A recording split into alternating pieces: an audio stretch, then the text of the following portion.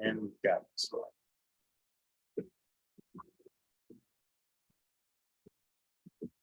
Came on the bus. Mark. Sure, Bart.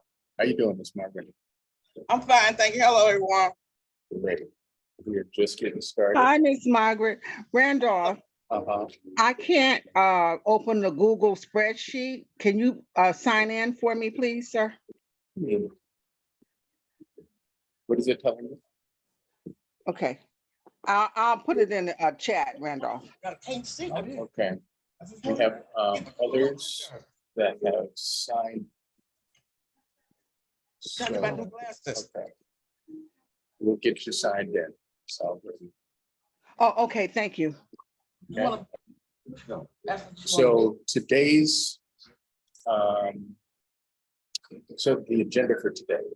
So regular stuff, we will go call up from West Oakland Environmental Indicators Project District.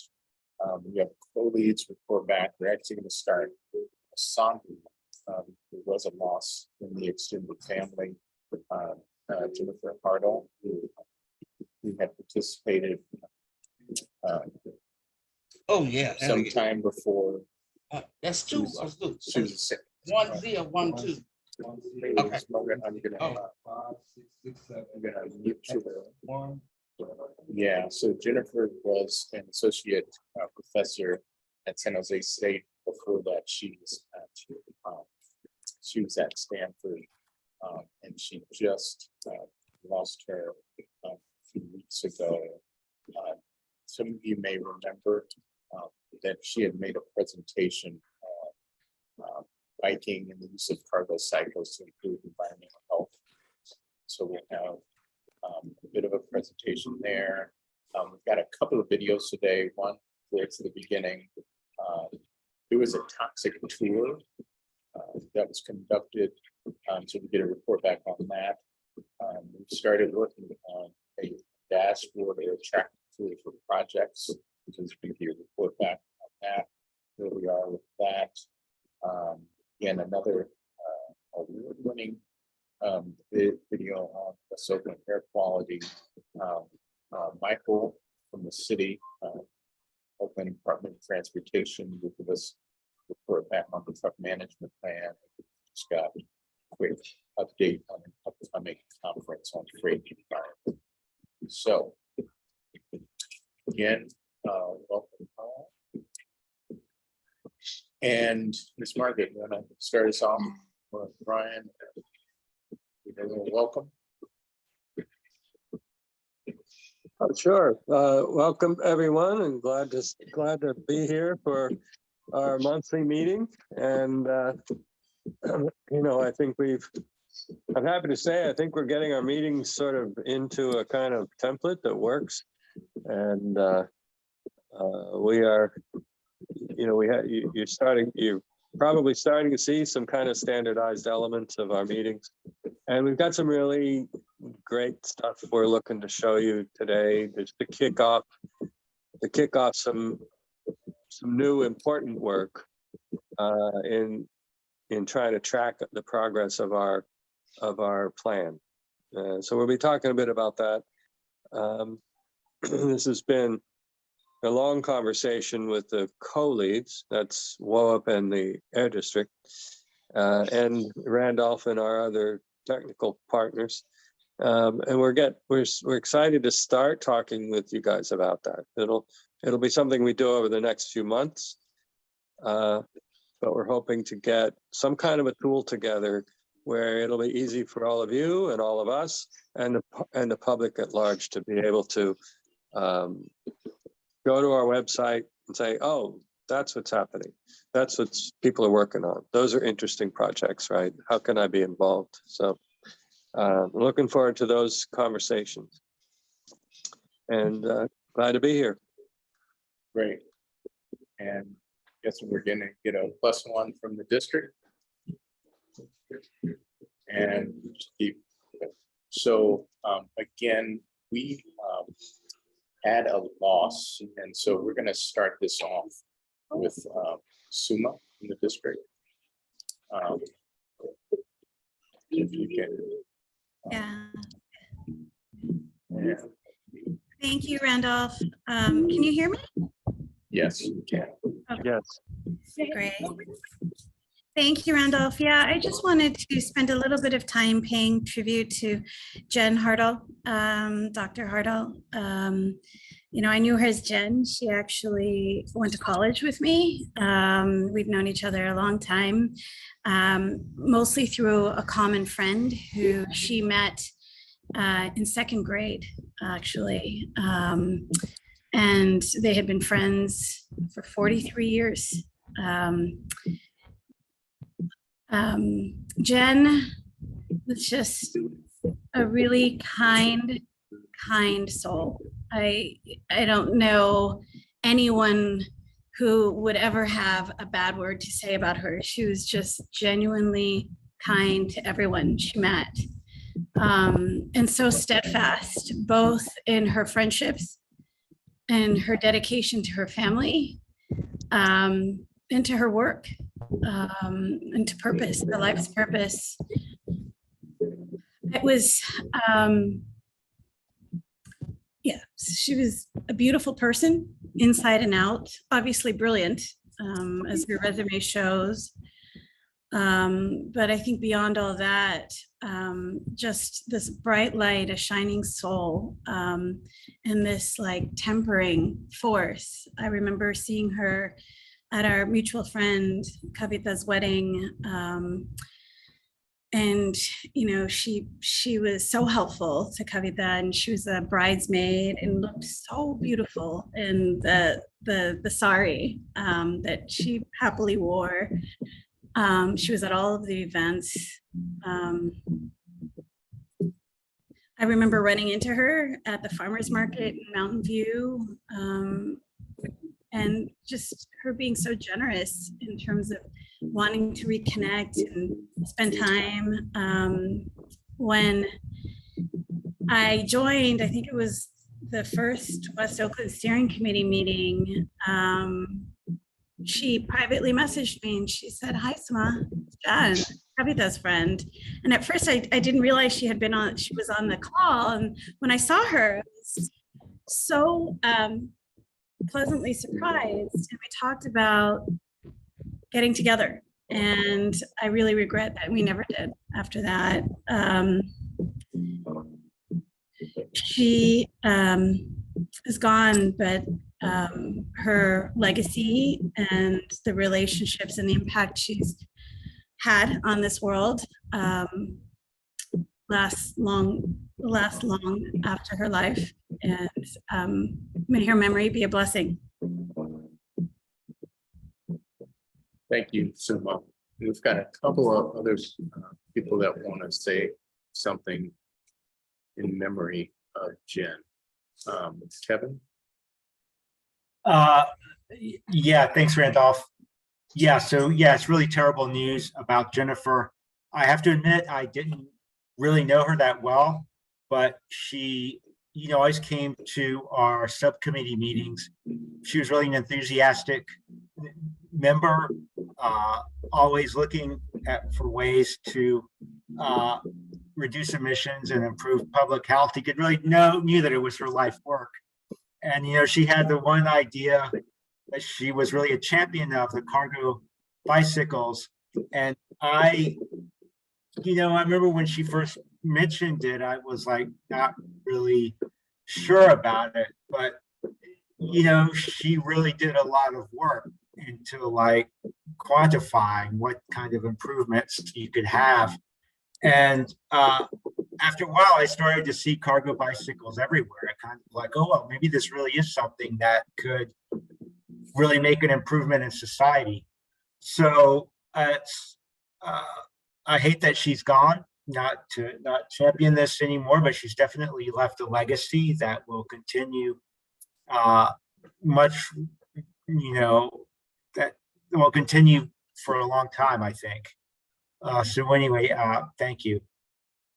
Thanks, Kevin. We're going to hear from Miss Margaret and then close with Brian.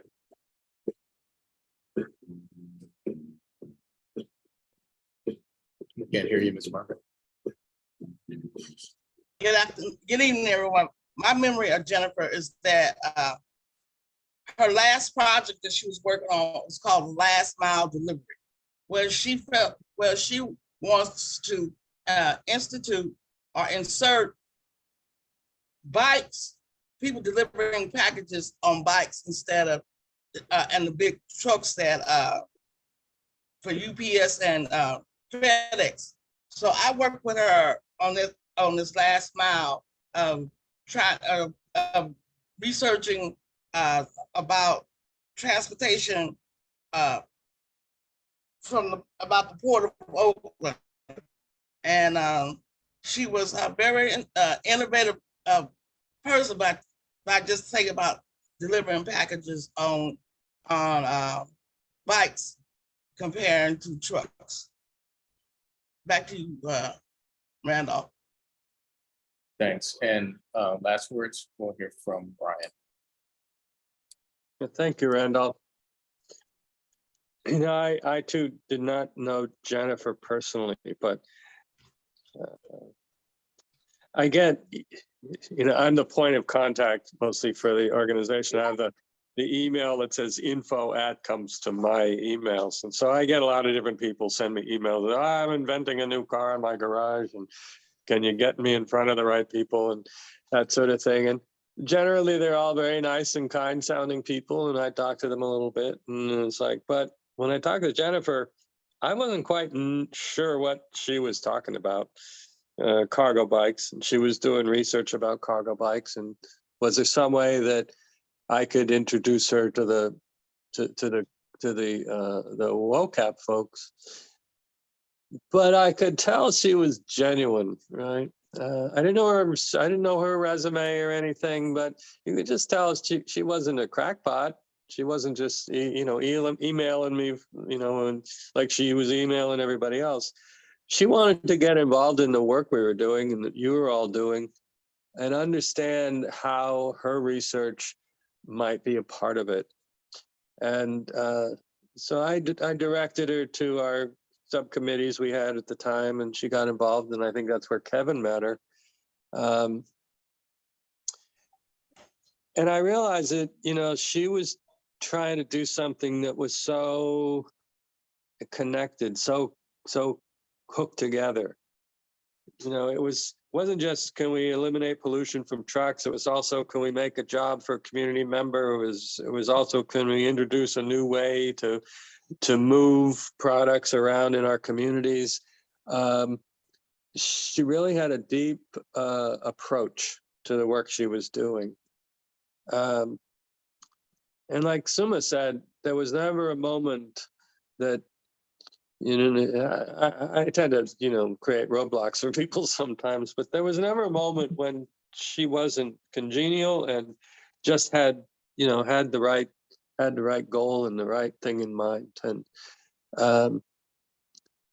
after having read her resume, I was like, holy cow, this is the person I was talking to. And it was one of those moments where sometimes we see we learn more about someone in retrospect than we knew, and we wish we had known them better.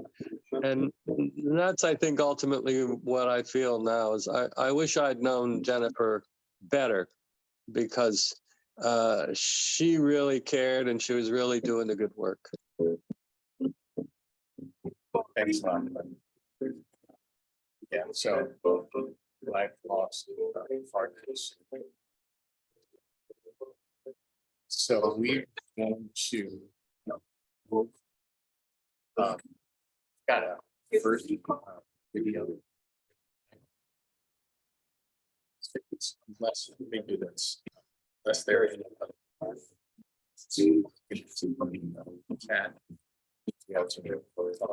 So Randolph, you're really garbled right now. I don't know why, but it's breaking up a lot. You hear me now? It's a little better. Yeah, Randolph, I think it's for everyone. I was trying to message you also to let you know it's really, really choppy. And there seems to be like an audio track in the back. I don't know if that's you though, or another participant. Let's all mute ourselves. Is anybody playing music? Not me. Can you hear me? Can't. That's much better, Randolph. Oh, I didn't do anything. So I'm not sure. Okay. So we're gonna, we've got our first video on, this is a weather check video. We're gonna play. We can still hear music. It's like a weird sound in the back. And you can probably check if you have another web open and delete it. It may be reflecting off that. No. You know what it might be? It might be one of these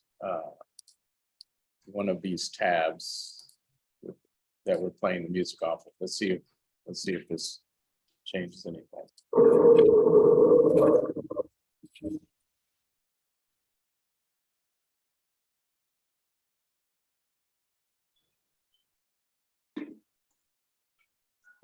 Everybody here? San Francisco, home to some of the world's most successful tech and finance companies. But not everyone who lives in the Bay Area enjoys the grand life of large paychecks and healthy living. On the other side of the Bay Bridge behind me is the Port of Oakland. Air quality wise, it might as well be 1,000,000 miles away. This community called West Oakland, between the 3 freeways, the port area and the Bay Bridge, had multiple businesses that relate to the trucks all in one neighborhood. And it's not just unique to West Oakland, it's all across the country where freeways was going to be placed for those who lived in the suburbs to get into the city. That's part of the history. My name is Miss Margaret Gordon. Been in the Bay Area since 1971. I moved here, and ever since then, I've been involved in some kind of social justice. Well, you can't actually see the air pollution she's fighting to reduce. See what a yellow crane is? Melting. Then we have several recycling companies. It's impossible to miss the heavy industry that helps to produce it. Looking at 2 new housing developments that may not even have indoor filtration. The little mini farm called City Slicker Farm, and with a playground to the left of these buildings is the smelting that goes 24/7 with trucks and melting metals. West Oakland is in Alameda County in the East Bay, where people can expect to live an average of 80 years. That's better than the US average of 78 years. But zoom into West Oakland itself, and living here can cut your time on the planet down to just 67 years. This country hasn't seen since the 1940s. The hard truth is, all these factories and ports are what create the modern life we all enjoy. Where you live can really determine whether you live or die. And that has everything to do with where pollution sources are allowed to exist. There are millions and millions of people dying every year from breathing air that's been polluted by fossil fuels. In the United States, it's about 300,000 people every year. When people say not in my backyard, it's got to be in somebody's backyard. Yes, a backyard where people do not have power. That's how West Oakland and communities like West Oakland get dumped on. We did a study and we found out that Black and Brown communities in the Bay Area are exposed to 30% higher levels of pollution than the average. And white populations are experiencing 14% lower levels of pollution. My name is Davida Herzl, and I'm CEO and co-founder of Acoma, and we're making air pollution and greenhouse gases visible. How? Well, she's installed digital noses in the back seat of these cars.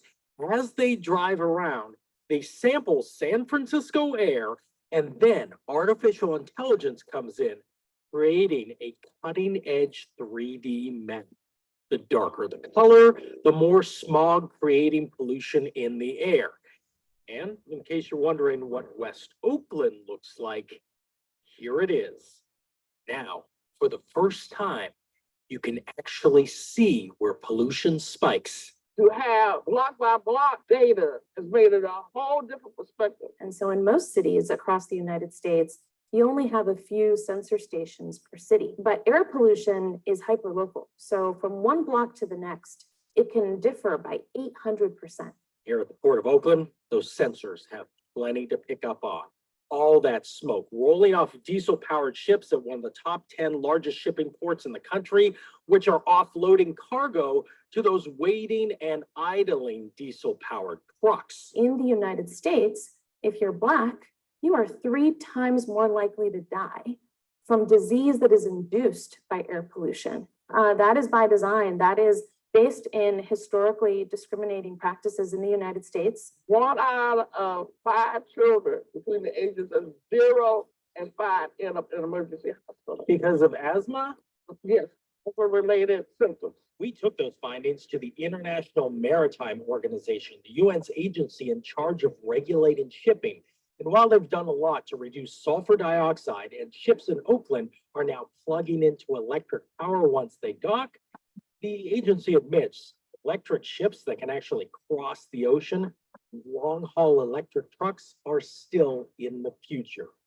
These mobile monitors are here today. And by catching a ride on those Google Maps Street View cars, they're letting today's city planners see the invisible threat for the first time.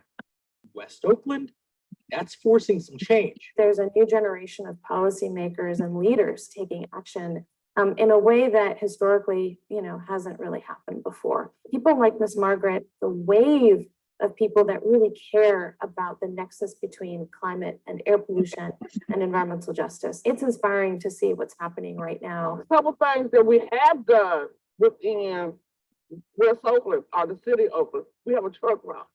Trucks are prohibited from some streets. The families on those streets, people who once felt as invisible as pollution, are now having a long-awaited "I told you so" moment, possibly clearing the air for future generations. In West Oakland, California, Dave Malkoff, the Weather Channel. The reporter from that story you just watched. Since you're still here at the end of the video, you may want to subscribe.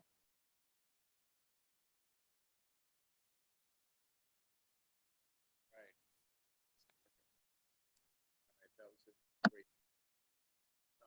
And like similarly to how she's driving around and showing out different spots, that's the toxic tour, a West Oakland toxic tour that West Oakland Environmental Indicators Project created for policymakers and general public to kind of point out some of these things. And they just finished one, which they'll give us an update on right now. Ms. Margaret? I've got more than 800 stories. Hello? Yes. Okay. The toxic tour was last Tuesday, Monday or Tuesday. I can't remember right now.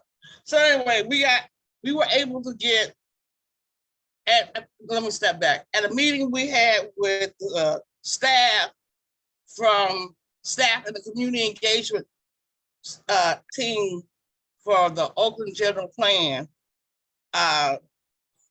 there was a lot of discussion where this was as far as parcels of land and where things are located. And I asked the question, how many of y'all been on a tour of West Oakland to really understand where these things are being placed and what surrounds them? So from that point on, I start organizing with Deanna and Diana to organize a tour around the port area, and also the port related businesses that goes to the port every day. So but they didn't. A lot of people had not have a visual or actual understanding how these things move around. So we took them inside of West Oakland to where there's still heavy industry, like the cement company, Central Cement Company at 27th and Peralta, over to Cast Metals, which has almost 12 blocks or more of business of shredding metal and taking shredding that metal and taking it to the port to go overseas, to export to over where the trucks in the same vicinity get their services. And then we just went on an actual tour to see what the operations of the Port of Oakland. So we had 16 staff, it was a total of 16 people mixed with some students from what David Woolley said, from Deeply Rooted in the city of Oakland. And the consultant team came with us also. And they got to see that they replied that there were things that they had never seen before. They actually didn't know the operations, and how many trucks, and how they go from the port area back into the community. Also took them to the Howard Terminal to see where the proposed baseball park is. So anyone else want to add who was on the tour? Please add on to the conversation. There are a few of y'all here that went, besides that's Brian and I, and Nicole, Kalia.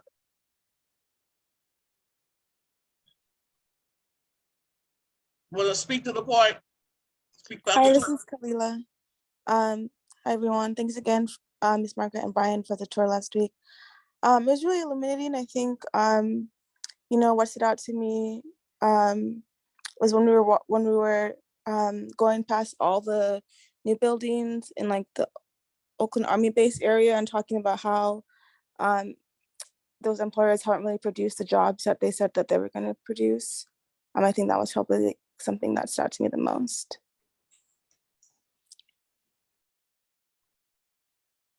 Yeah, that's a good point. That's a good point. It's not so much the employers are at fault. It's that, and this is really important when we think about urban planning. We have these big aspirations and we have these big ideas of what will work and make life better for people.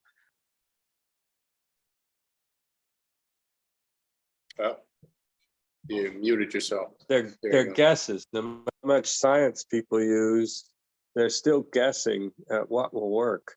And, a lot of times the guesses don't work. So that's thinking about, thinking about how we design our communities is what we wanted to talk about. It's what we always talk about in our toxic tours. So, well, this is what it looks like now.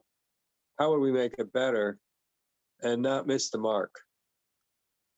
Planning is hard, and I respect the planners, but it's very difficult to guess the market because we don't live in a centrally planned society where there isn't somebody going, well, this is going to happen because we say so. We try to predict what the market will want to do, and it's very difficult to predict that. And what I learned when I go on those tours, for example, we spend a whole lot of money, $400 million on the Army base. And we go over and look at the Army base, and it was, supposed to produce 3,600 jobs. It's produced about, 1,200 maybe at best, 1,000 jobs at best. And we spent $400 million on it. The public spent that money. And then we look at other projects and people say, oh, we don't have enough money to do that in the neighborhood. We don't have enough money to fix your sidewalks. We don't have money to build something useful to you. But it's like, well, we have enough money when we're giving it to the private sector because we think they're going to make our lives better. And then they don't, and we're surprised. And so that's the thing that when I go on those tours, I learn that myself. I learn it every time we drive through the neighborhood and we look at it and say, oh, wow, our big plans didn't work. Maybe we should try something else in the future, right? It's always great, though. I always appreciate when professionals from the city or agencies, or we've had the Association of Black Architects come. We've had people from universities come. We give these tours, and it's always gratifying when they say, "Oh, I never saw it before. I've studied it, but I never actually saw it." I never saw what this looks like on the ground, right? So that's the part. I appreciate that people want to see it, that they want to come, and also appreciate what we all learn when we do it. Yeah, we got a couple of hands up. We're gonna take Jess first, and then we'll go back to Miss Margaret, Thanks. and then we'll hear from Tara. I was just curious because sort of that I'm interested to just understand if there are any specific takeaways we can or sort of lessons learned or ways to kind of retrospectively find some level of accountability with those kinds of things when something does fall short, when we do set these aspirations. How do we then go back and say, all right, well, let's learn from that and do differently next time, or correct what didn't happen? And I don't know if there are specific mechanisms already that we sort of have in place or could have in place, or if there are better ways we could do it. But that was just something that I was thinking as you both were talking, you, Brian. Leah. You are quite the revolutionary if you expect accountability of public spending. It's by the time it gets built, all the people who voted for it are out of office, and it's like, it's like, where are those people who are responsible for this failure? It's not, that's a problem. It doesn't work that way. Yeah. There's no accountability. And there were a couple of comments and questions as to when the next tour is and that sort of thing. Mind you, this took a Herculean effort to coordinate not only the transportation, but also the people and all the rest of that good stuff. And so I'll let Miss Margaret, the ringleader, answer that question. But I see Tara's hand and Tara gone. Oh, I just quickly wanted to add my experience. I was there at the tour last week. Miss Margaret and Brian, thank you so much for that. I recently joined David Woody, and I'm working with him on port decarbonization. So coming in, I learned a lot about just the ineffectiveness of the port, but just seeing that upfront and how the freights are organized, and learning from you how it's difficult to, find one container that someone needs and then having to come back, and just like learning about inefficiencies, and also hearing from Miss Margaret and her experiences abroad and how ports are run. I think those was extremely just helpful to make sense of what's happening there. And another takeaway was just visiting the parks and seeing them and seeing all the industrial activities around and how they're just like not fit for being parks in those locations. I think, those were just like two of my major takeaways, but then I learned so much. So thanks so much. Thanks, Tara. I see people asking about the next one. It took a lot of time and effort because it's not a half hour. This is not an hour endeavor. It takes almost 2 hours to get a full picture of how the port operates and also related to pollution. So when you got, we can start, I would suggest to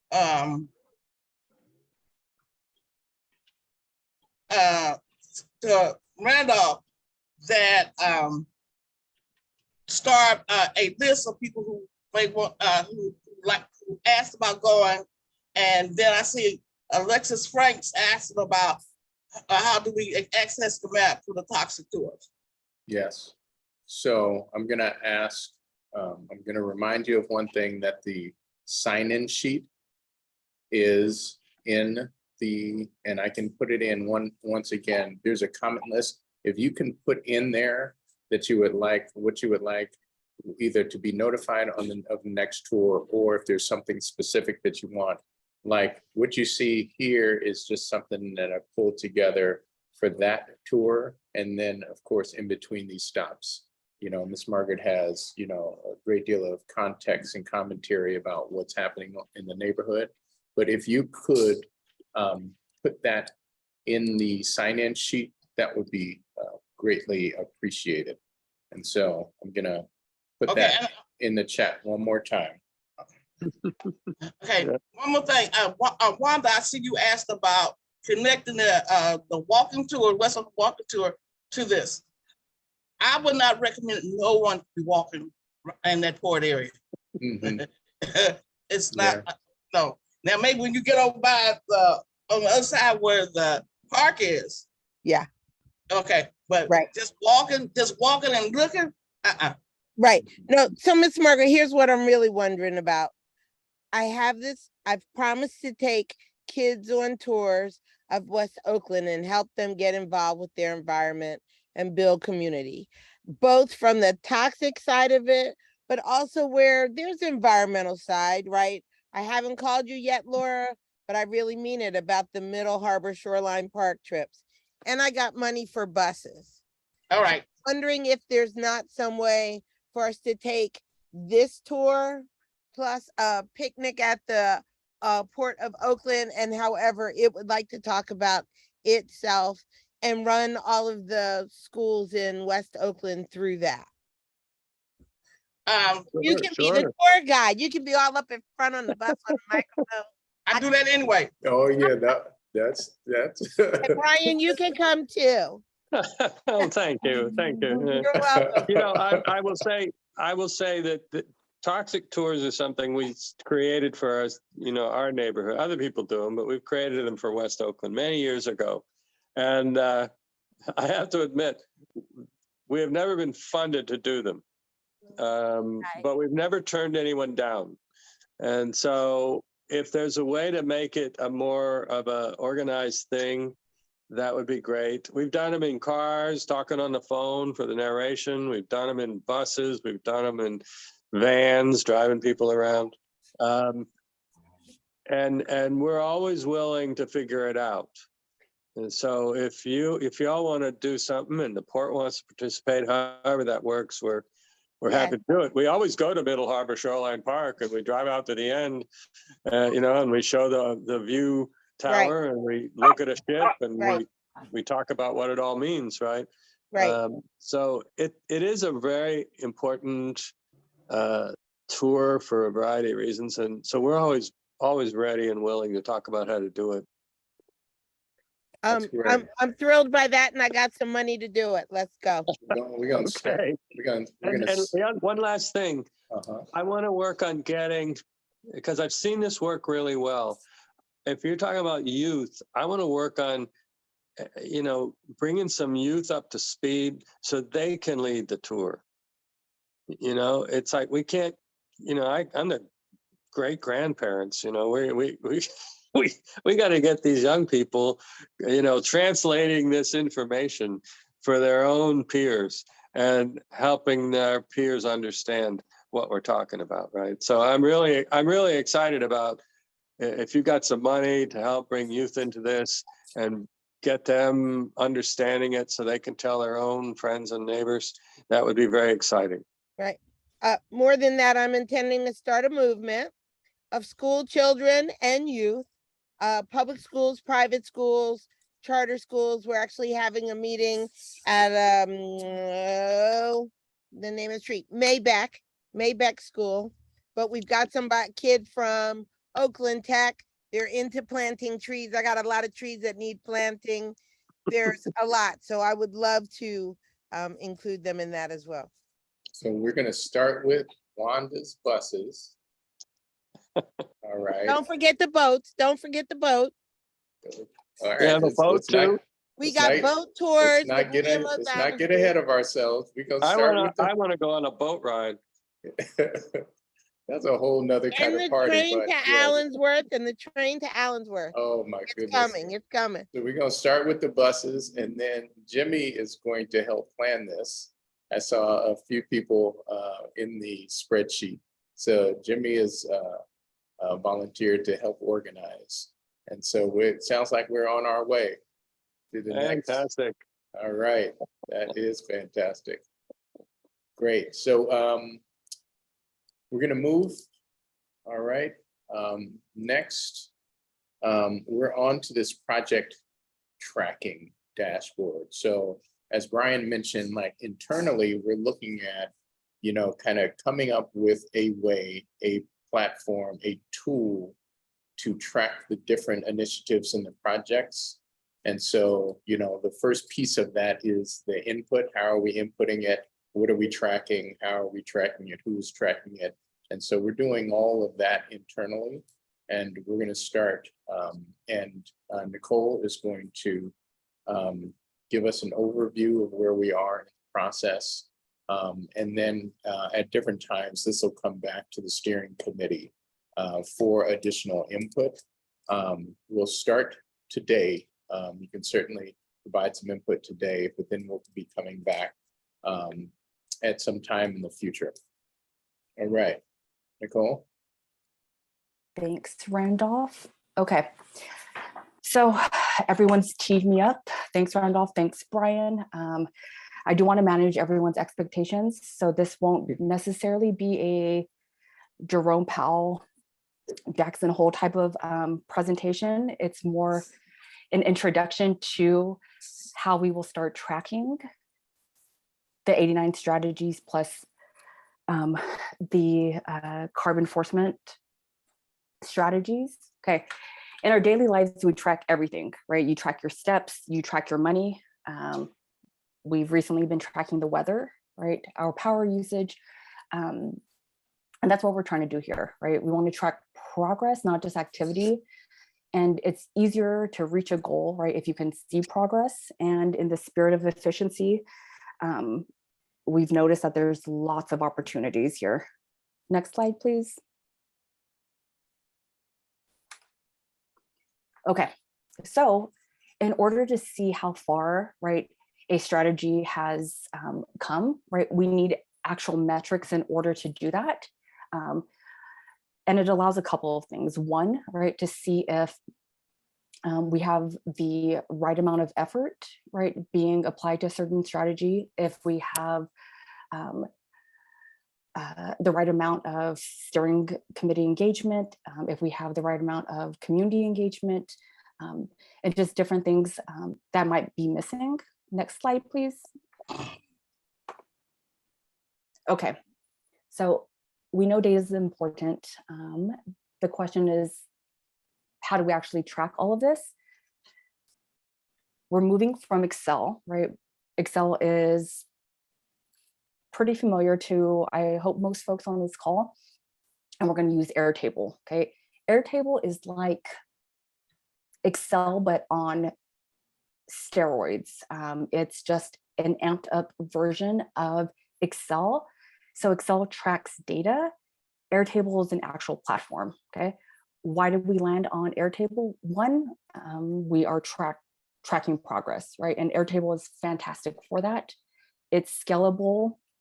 It allows different collaborative approaches, right? So I can send a report request to the city of Oakland. I can send it to the port. I can send it to the air district, right? And folks can quickly fill it out, send it back to me, right? It still looks like a spreadsheet, right? And then I just upload that data, okay? It's flexible, and I'm a huge, huge fan of it. Any questions before I move on to my next exciting slide?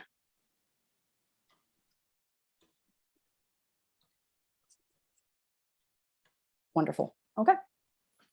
I sent out a survey to steering committee members asking them to rate the current metrics that we're using in this iteration, right? And these are the, I believe, 19 or 20 metrics that we're currently using to track progress.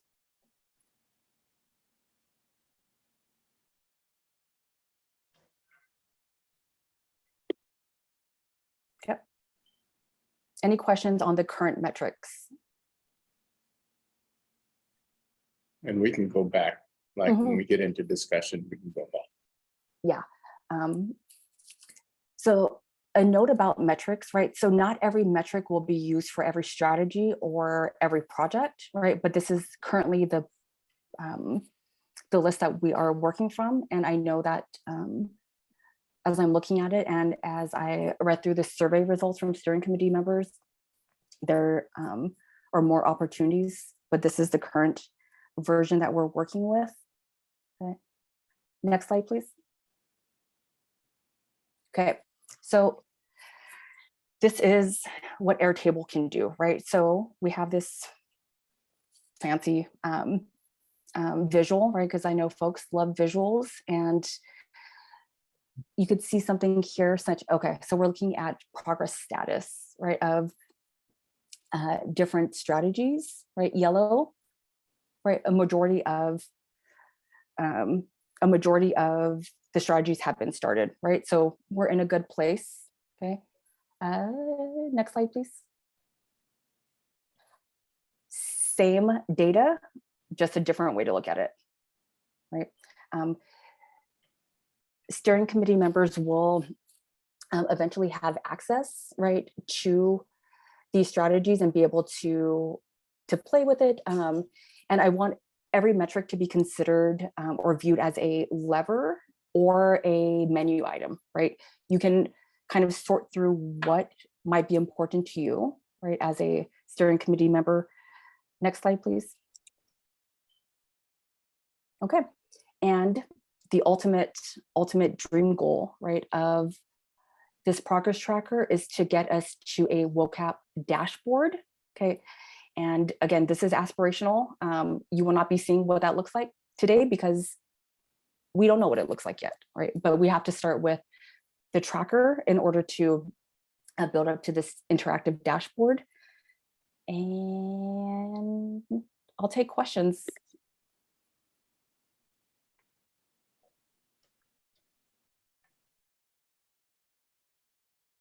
And let me just ask either Brian or Ms. Margaret.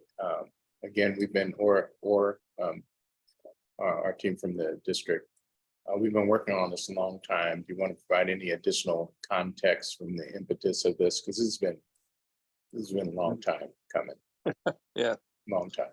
But we wanted to have a really clear way of, like Nicole says, getting a snapshot of not only the strategies, but the implementation projects, because we've got those coming along, and then the enforcement strategies, and get that top level quick view. This is where it's at, which graphs do very well. And then you click one time, get a little more information. And then some people kind of want to kind of get their, kind of dive all the way in. And so that information will be there as well. That's the idea. And Nicole's done a great job at kind of operationalize how we're going to think through this thing. One thing I want to say is, sometimes we're in the middle of this. We've been thinking about it for 6 or 8 months, almost a year. And so, it makes sense to us that we're designing something like this. You may be going, I'm glad it makes sense to them because I don't know what they're talking about.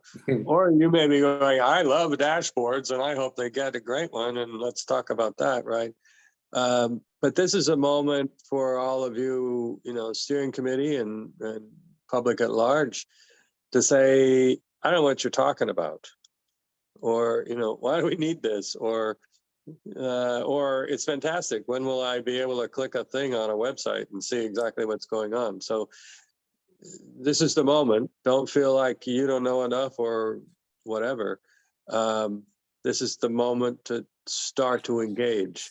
We will be talking about this for the next several months. And we really, I don't know how many folks responded to the survey, but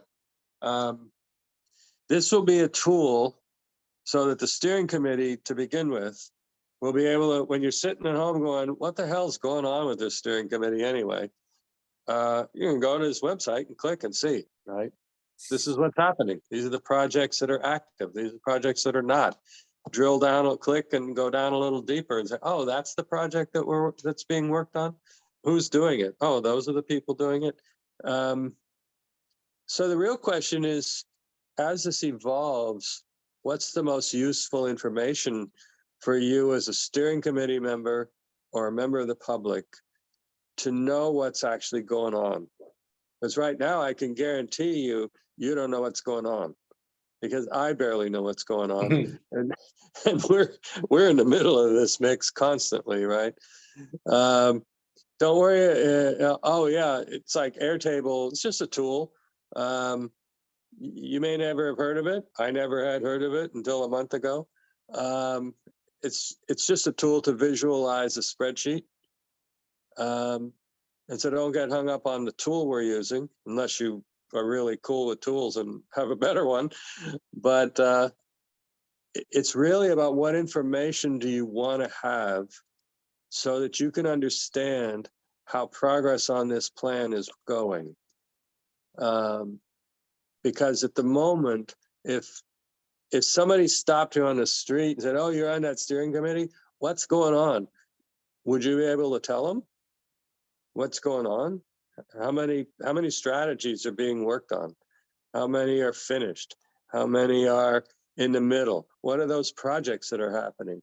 How is something like the truck route relevant to the strategies? How about Prescott greening? That we talk a lot about that. It's a big deal. How's it relevant? Where does it fit? You guys don't have you do not have the information, I guarantee you, to answer that question if a member of the public said, "What's going on?" And so that's what this is really about. And when we ask you, what do you need to know? It's a hard question. You don't know what you need to know till you know it. We don't know what we don't know till we find out. But that's what this exercise will be over the next couple of months. And the more you look at it, the more you'll go, I don't need to know that. I need to know something else, right? So that's kind of where we're trying to go with this thing. And hopefully you'll start to digest it. And, when I don't hear any questions, I get a little worried because either people aren't paying attention or they don't even know they don't know what we're talking about. So I'll leave it at that. Alverdia? Thank you. I have a couple of questions. Who's inputting the data? And are they going to be inputting it in real time? And you guys, so who's going to make it available for us, to view? Very good question. Do we want to take that before we get to David? That's because that's a lot. I could say briefly, I don't think we'll be asking for real-time reporting. It won't be like every week we're calling the air district and saying what's going on with that thing you're doing. This will probably, it's an important question. When we think about the timeline of these big projects, it's more on a scale of months than days. So I suspect that we will be doing, if we could update this twice a year, that would be very exciting. But certainly all the projects are required to have an annual report of some kind. So we would want to track those annual reports. The who is the people doing the projects. Nicole mentioned that we're trying to come up with a simple sort of template that would reflect these metrics we want. It's not like a big story you have to write. It's like, here's a series of questions you need to answer. And hopefully we can get it to a point where it's simple and efficient. So we're not asking the city or the air district or Caltrans or somebody to write a giant report just for us. That's one of our goals, is to have this an efficient way to capture information and make it available to you guys in a public space. It'll be on a website, probably be hosted by our website. Yeah, and we've been going through that. Jess and I started, Jess and Brian have looked at it. And so we're trying to reorganize or think about how it's going to be reorganized so the information is very easily accessible when you get there. We're going to hear from, and then also Julia has also volunteered to help with metrics as well. And that's kind of what we need. And we'll be getting some of that right now, just feedback on what it is that we're going to want to hear that is going to be most useful in terms of the outputs. We're going to hear from David and then Jess. Thank you. Hi, everyone. It's David Woolley. And so I was, to get a better sense of how this would be used, I wonder, maybe Nicole could walk us through how she envisions it might be used with regard to one particular strategy. The one I'd love to have the data on is how many yard trucks are electrified, or how many charging stations are established at the port, that kind of stuff. Is it going to be at that level of detail, or just, so I just asked to make sure I understand it better. And our team internally, you could take a shot at it. You go for it, Nicole.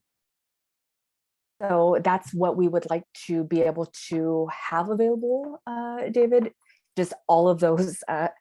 Hey, I am on the steering committee. I'm a member of the public. I just found the WOL website. What is it that they're doing? What are they tracking? We would love to have that information.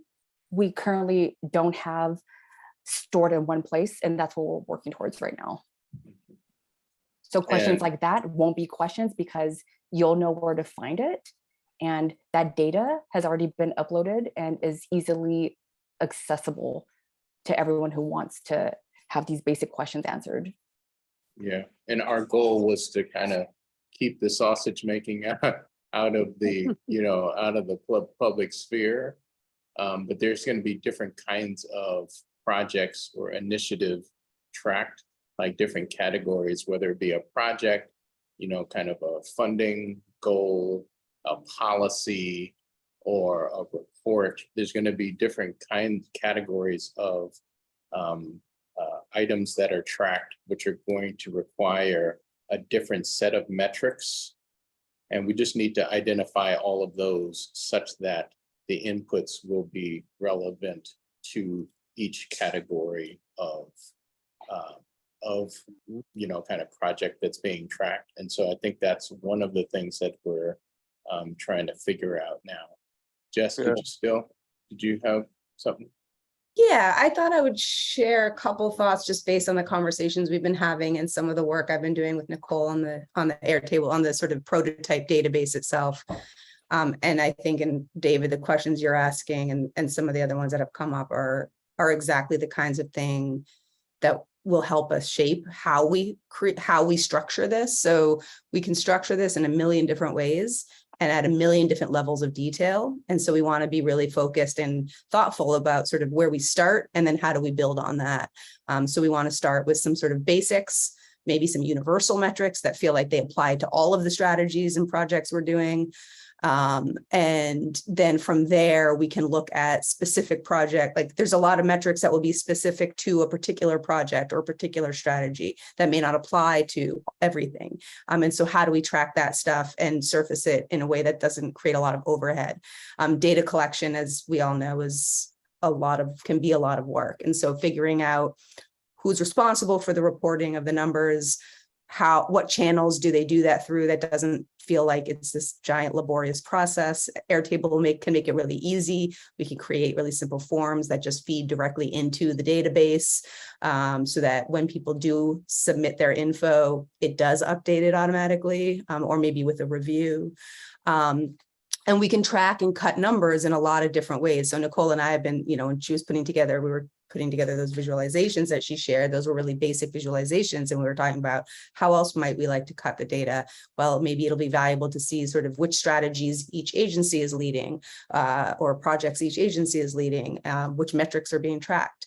And I'm happy to share some of the prototype if you want to see how the sausage is being made, if that would be valuable. But again, that often does surface like that can be a little bit in the weeds for folks at this stage.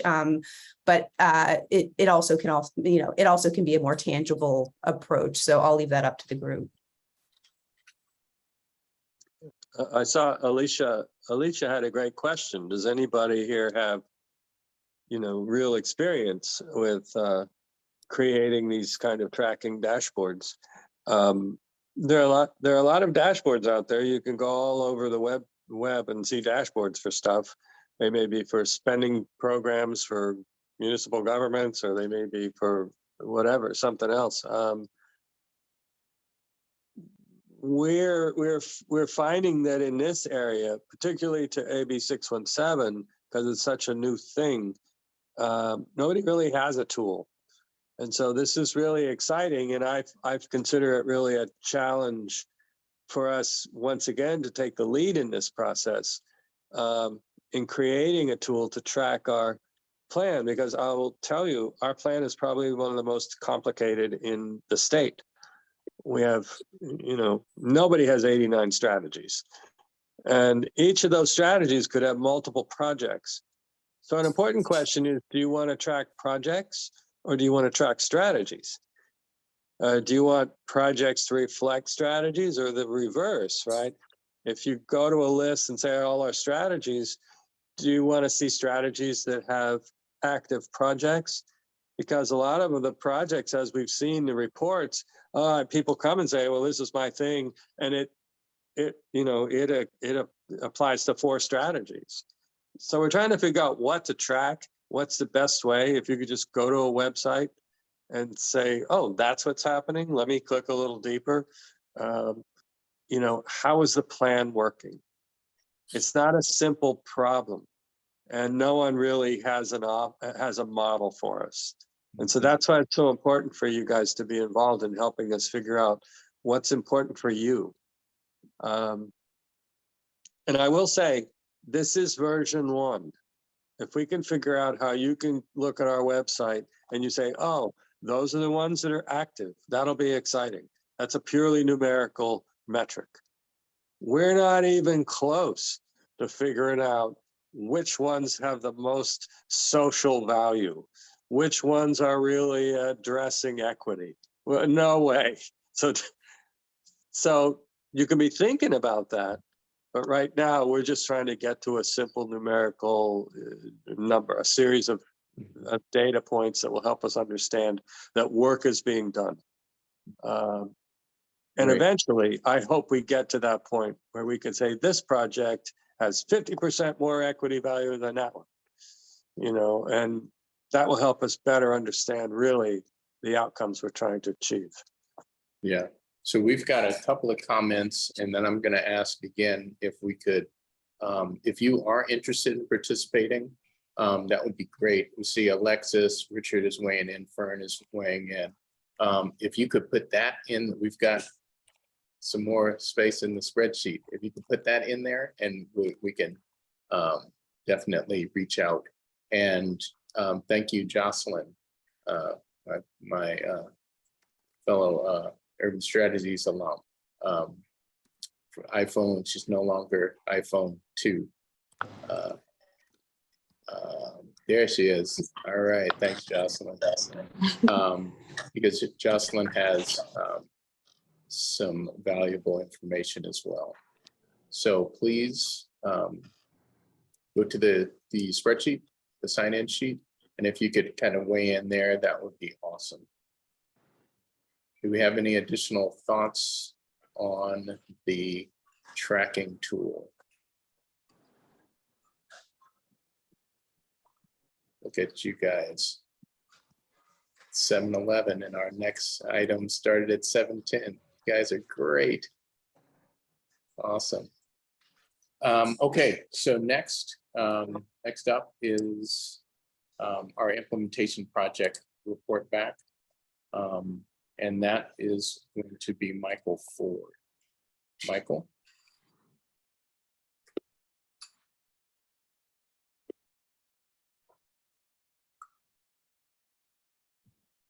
Hey, good evening, everybody. Are you able to hear me? We can. Oh, that's great. Well, thank you so much. It's a pleasure to be here, and it's great to see some of my colleagues from other agencies. Alicia Parker, thanks so much for all the work that you did as the truck management plan lead until you moved over to BACMed, and now I don't know what you did at BACMed, but I'm glad that you're still involved and helping us out here. So thank you very much. And I see representatives from other agencies as well. I'm here to provide an update specifically concerning parking regulations and enforcement. As you see, my name is Michael Ford. I manage the Parking and Mobility Division within the Department of Transportation. Parking and mobility includes about 17 different programs, everything from bus shelters to parking enforcement. The parking enforcement unit came over into OCDOT from the police department officially back in 2017. So it's one of the founding units within the DOT. And I've been involved with the enforcement unit for the last 5.5 years. Just as an aside, we're also honored, City Council and the City Administrator have tasked OCDOT with reorganizing the abandoned auto unit from the police department into OCDOT. And so I spent a lot of my time the last 9 months working with OPD, the City Administrator's Office, working to build an entirely new unit so that we'll be handling duties related to abandoned auto, scofflaw, which is the booth or immobilization work. And then we will also be training a new classification of technicians to be handling vehicle encampments in coordination with the city's homelessness team and encampment management team. What I wanted to just spend a couple minutes talking about, though, was the work that's happened since Alicia led a legislative process earlier this year where we secured support for City Council that put in place 2 major new parking regulations that were major strategies within the truck management plan. One of them concerned detached trailers, and the other one concerned commercial parking in general.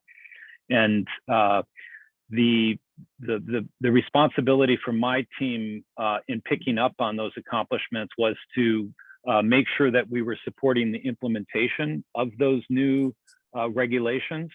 And so I've been responsible for making sure that the work orders were being developed for the new signage that will be supporting the new truck parking regulations, and then also for working with our parking enforcement team to make sure that we were developing the new training materials so that our technicians who were working around the city, but particularly in West Oakland, were prepared to implement and enforce these new regulations.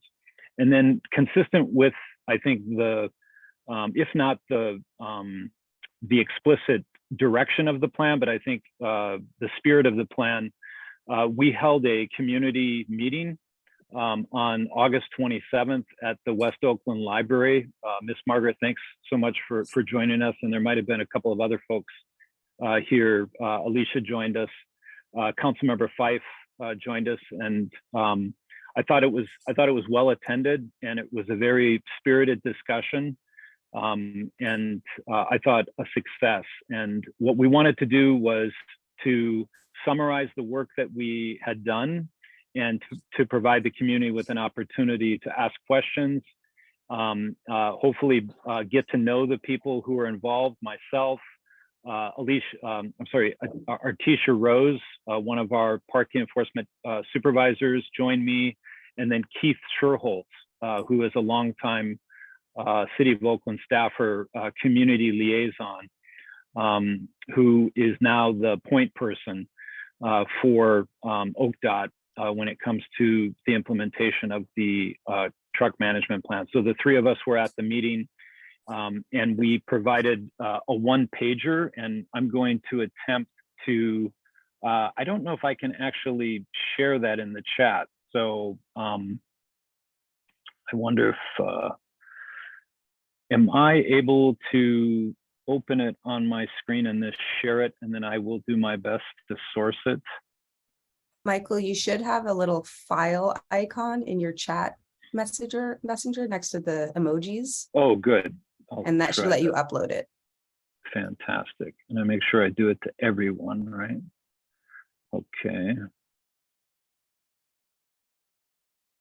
From my computer. Excellent. Okay, so what I'm going to be doing here is sharing the 1-pager that we put together specifically for the community meeting, but I also knew that it would be useful as we continue to talk about our work, including with with this important group. And I'll be dropping it here in just a second. Hopefully it came through. Great. And I'm gonna appreciate that. I'm gonna download that and then link it back for anybody who can't access that. Oh, good. Okay. Oh, I see. I did it twice. My bad.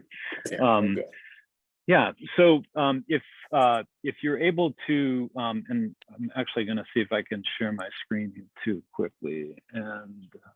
And I made you you are a co-host, so you should be able to do okay, that. that's great.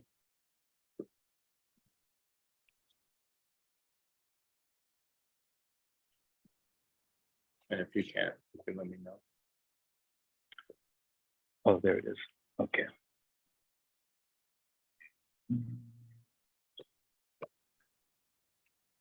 All right.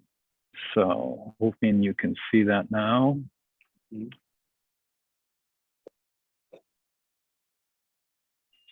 Looks like some of my material disappeared here. Oh, there it is. It's trying to come up here. So the really big differences here are twofold. One is we've banned detached trailer parking citywide, and so we now have a mandate to enforce parking regulation 1028-160. The fine is $93, and that has already begun to be enforced. And again, citywide, but we're definitely focused on West Oakland as well. And we've already heard from some businesses who feel like we're being a little bit too aggressive, and we're reaching out and working with them so that they understand, the importance of this work and how it's consistent with the truck management plan. The second piece was this idea where we've implemented permitted parking, where we've basically said with OMC 1028-145, a new code that basically designates West Oakland with specific boundaries as a district in which truck parking, commercial truck parking is prohibited. And West Oakland is unique in that respect. In light of that new regulation, the plan also called for work where we designated a small number of streets that would essentially permit commercial motor vehicle parking. And so the sign that you see at the top right of our handout is the sign that was designed and recently installed on a number of streets. I believe it was 24th and 26th, and a couple. I know some people in the room that have the network down much better than I do. But the idea is that it is on those streets that commercial vehicles can park, and that any commercial vehicle that is found on other West Oakland streets are subject to a fine that is equivalent to the commercial parking in a residential area. And the bail for that code is $270. So it's a very substantial fine, and it's meant to send a message that it's important for trucking operations to respect the city's truck parking regulations, and especially in West Oakland. And those were the things that we laid out for the community at the meeting, and those were the two principal things that I wanted to share with you this evening. And then I'll stop there and open it up for questions. Great, thanks a bunch, Michael. Do we have any questions? I have my hand up. Mm-hmm. Ms. Since Margaret? Since he called me out, I was at the meeting. All right. A couple things that I would add to the conversation is that there needs to be more outreach to West Oakland residents. I don't know, have I talked to the council person about putting it in her newsletter and also in the mayor's newsletter to get it out there. And also, when does it go in effect that the trucks cannot park on West Oakland? And my other question, are the trucks that the post office contractors have, are they exempt from not getting fined? That's my question. Yeah, I'm not aware of any exemptions. So just like we've been approached by one major West Oakland business to basically review their situation, you know, I have not come across any exemptions. So if we start issuing citations to an agency like the post office, and it comes to my attention, I'll do a review, but I'm not aware of any exemptions. And again, I'll defer to other people like Alicia if you've got any information on that. And then the great suggestions. Thank you, Ms. Margaret, as far as using the council members' newsletter, the mayor's newsletter to push this out. We'll definitely take you up on that and use this material. I'll do that tomorrow, reach out to them and send this over to them. And then the question of when will the new commercial vehicle parking regulations go into effect? So the signs have gone up, and so our messaging is that we will initiate the enforcement effective September 1st, and the plan is to issue warnings. Our citation system allows us to issue a warning and then document the license plate of the vehicle that received the warning. And we'll be doing that through the month of September as we continue to do outreach, you know, answer questions to businesses and get the word out. And then beginning in October, then the warning process will be over and the regulation will be in full effect regardless of whether you've received a citation or not. Also, Michael, you know, with the trucker have to have a certain sticker from Bay Area Air Quality and from California Air Resources Board. That's another way you can do some outreach. Thank you.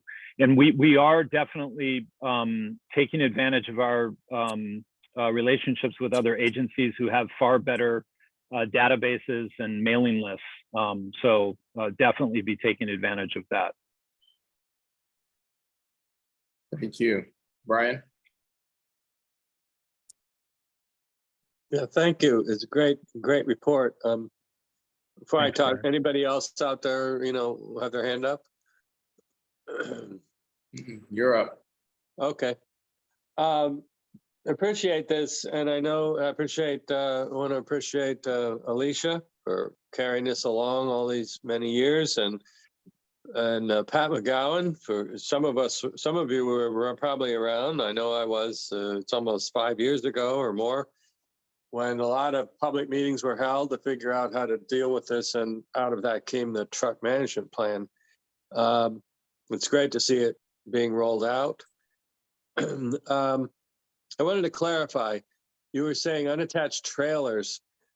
I think it was in June or something, or July, there was an unattached chassis rule that went out. And is this an addition or is it the same rule? Because there's chassis and then there's chassis with containers on the back, and then there's trailers like domestic, you know, smooth side boxes. Are we talking about, and then there's unattached tractors. And partly what Miss Margaret's talking about is there's unattached tractors with no trailer attached parking in the neighborhood.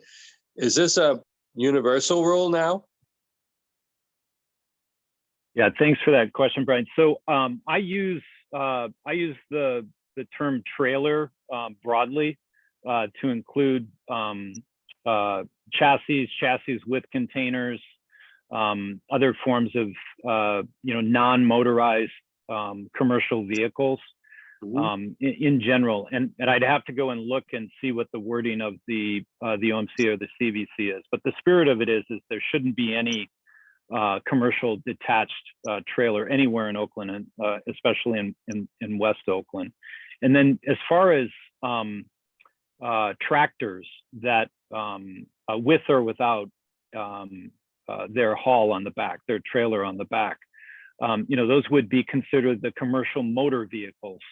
And one of the things that we had to wrestle with, in just the interest of full disclosure here, was when we permitted commercial vehicles to park on that small network of streets that have the signs now, did we inadvertently also permit detached trailers? Internally we discussed that certainly was not the intent. And so what we landed on, and I cleared this with our hearing officers, that the signage clearly states commercial motor vehicles, which implies it should be a tractor or tractor trailer combo that is permitted to park there, but not detached trailers. It should not be a drop area where tractors pull away. And so we'll be working to clarify that, because that's how we're intending to enforce it. So on the flip side, will this cover a tractor and a trailer that's parked on 7th Street by the convenience store? Would that be banned? Would they get a ticket? It's a combo unit, right? It's not an unattached vehicle. You're not just dropping it on the street, and it's in that neighborhood. Would this be covered?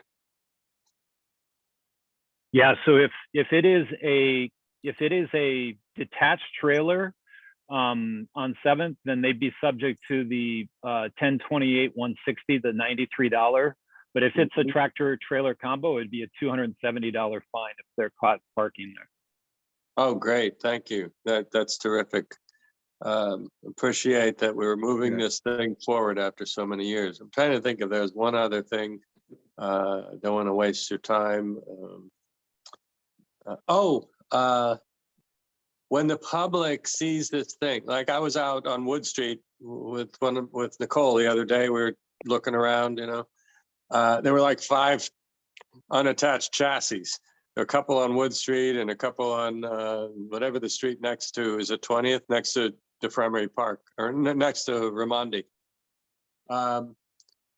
Is that a 311 call if I want to report that, or is there a special number? How do I do that? Great. And that's also a question that came. Well, I see that now, question. Randolph. Yeah. Thanks. I see that in the chat. So there's traditionally, historically, people have been able to call directly into parking enforcement. We have a dispatcher available Monday through Friday, 8:30 to 5 at 510-238-3099. But over the last couple of years, we've also integrated the dispatch function into the city's 311 call center. So if people are more comfortable calling 311 or using their Oak 311 C-Click Fix app, you can also snap a photo of a violation, submit it through there, and we're monitoring that, and it will also efficiently go to the dispatcher. And I'll just add, while we're on the topic, one of the reasons why we held the community meeting was because we wanted to begin to or continue the education process and really help West Oaklanders be even better partners and help them understand how they can help us by giving us good information. And one of the things we like to emphasize is, even though our dispatcher currently is only available weekdays, business hours, if you see sort of repeat occurrences, you can let us know, and then we'll schedule technicians to go by an area later in the afternoon or on a weekend, even on a Sunday, if that's where you're seeing the habitual violators, and we'll try to pick up citations during off hours. That's terrific. That's terrific. And just one little information tip, education piece.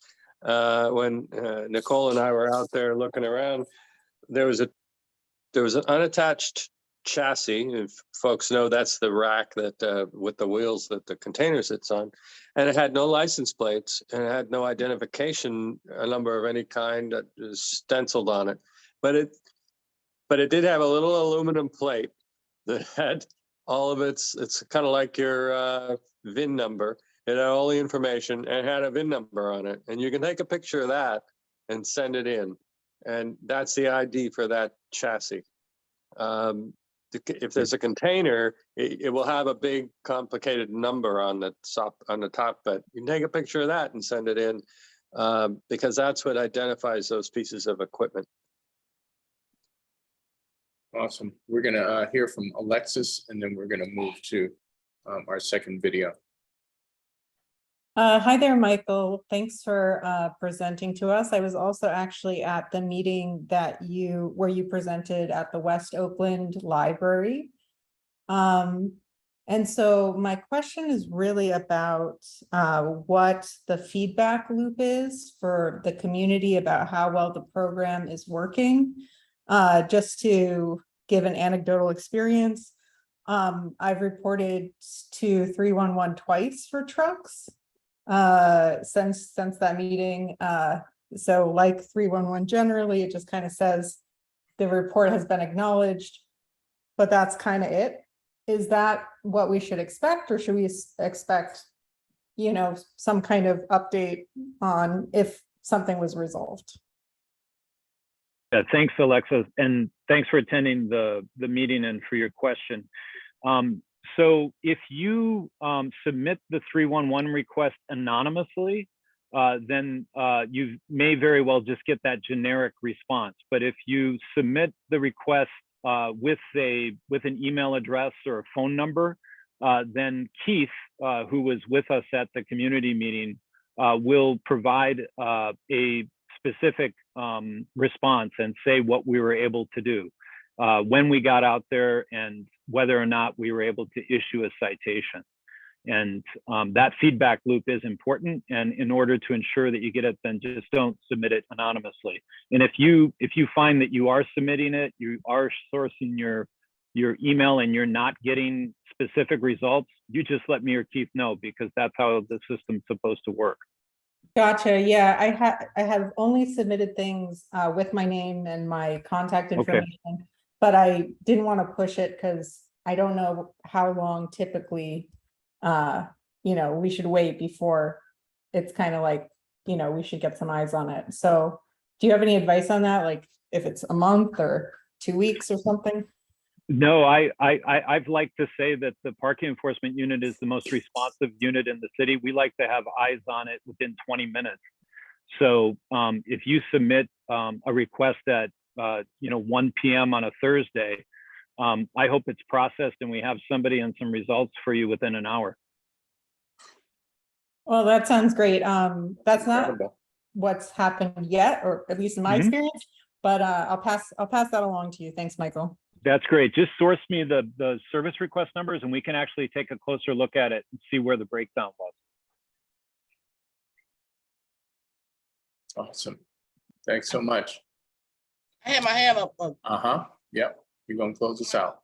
Michael, do you have this in the new ordinance and multiple languages? Yeah, thanks, Ms. Margaret. We did put the one pager in several languages: Cantonese, Mandarin, and Spanish. And I'll be sure to get those up on the TMP website and to share those with Councilmember Fife and the mayor so they can include them when they push them out on their newsletters. Okay, I have a recommendation that recommendation and experience that we had passing out notices to the truck drivers. We put it on like a pizza hanger, door hanger with multiple languages.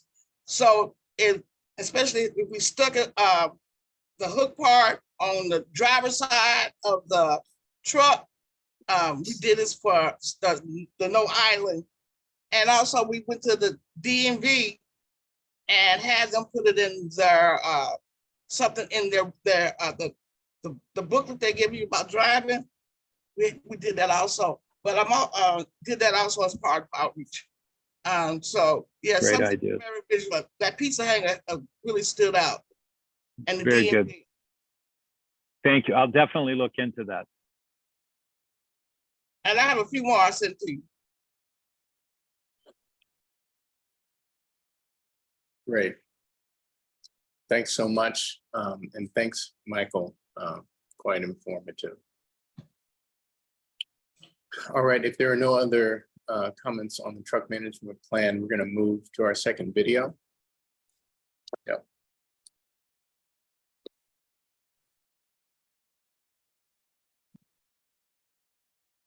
Hazy, gray skies from fires burning near and far. A record-setting 30 consecutive Spare the Air days in 2020.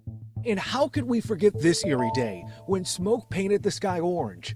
Concerns over our air quality have become the norm here in the Bay Area, but what's bad for all of us is even worse for some. The pollution level in West Oakland for over 50 years has really devastated this community. At 75 years old, Miss Margaret Gordon, a longtime West Oakland resident, would know. She's led the fight to clean the air in her neighborhood near the Port of Oakland with the West Oakland Environmental Indicators Project for decades, all starting with questions. Why was this truck on my block? Why are we breathing this? Why is it not inside our home? And concerns. I have 2 grandchildren who are asthmatics. And right now it's under control. But I don't want to go back to that. At nearby Martin Luther King Jr. Elementary in West Oakland, parents there are also concerned about their kids' health. Yeah, a little bit of asthma, a little bit of coughing, shortness of breath when he's running around. Inhaler from time to time.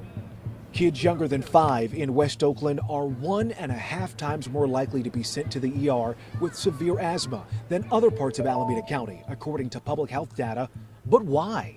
America is segregated, and so is pollution. Dr. Robert Bullard, known as the father of environmental justice for his groundbreaking work, says it's an issue of environmental and structural racism. You tell me your zip code, I can tell you how healthy you are.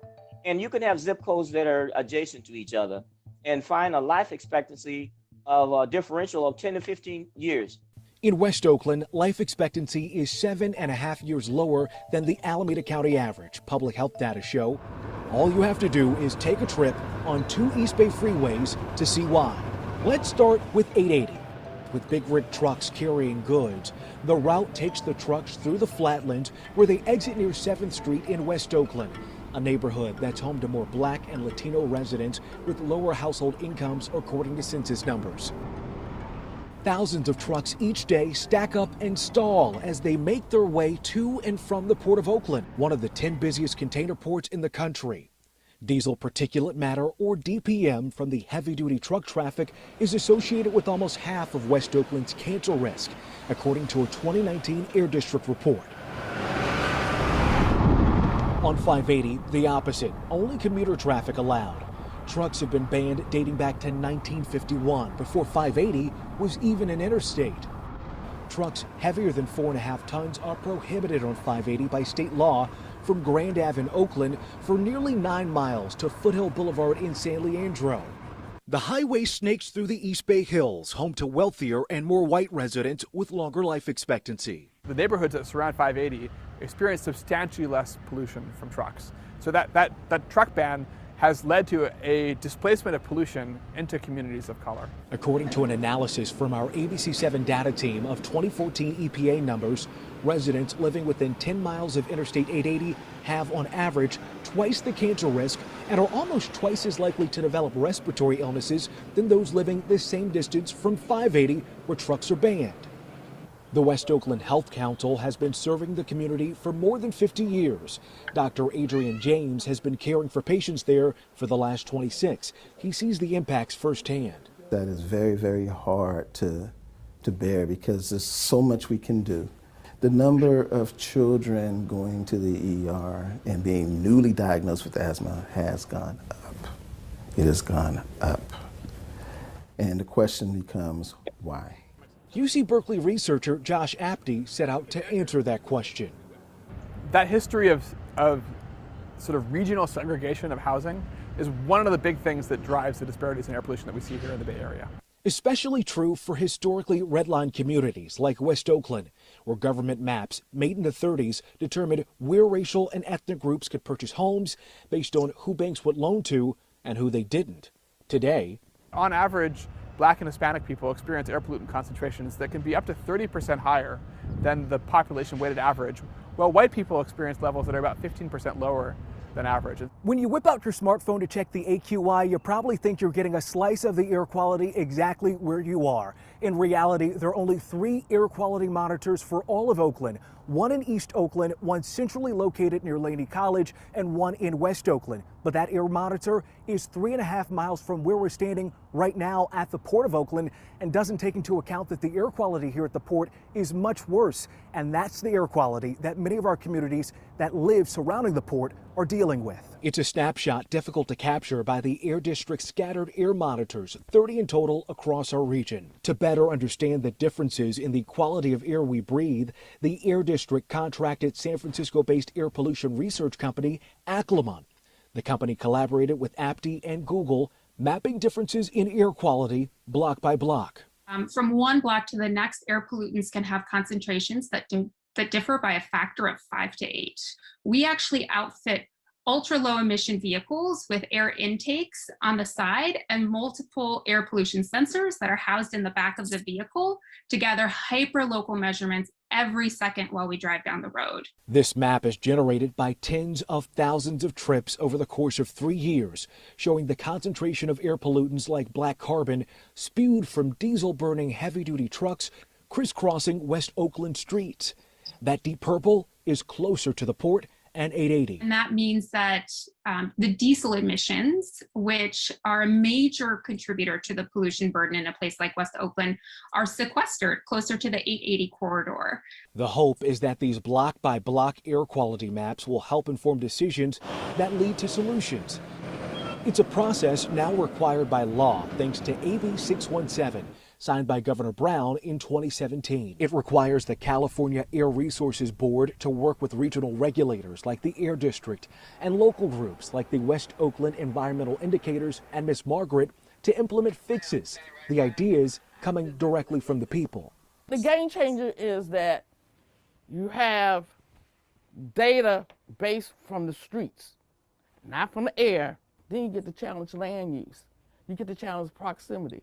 You get to challenge somebody. Your business got to upgrade. You got to redirect this truck traffic here. Those are kind of things we never had before. That's one of the key targets of West Oakland's Owning Our Air plan, adopted through AB 617, paving the way for a 2030 where each West Oakland block will breathe equally clean air.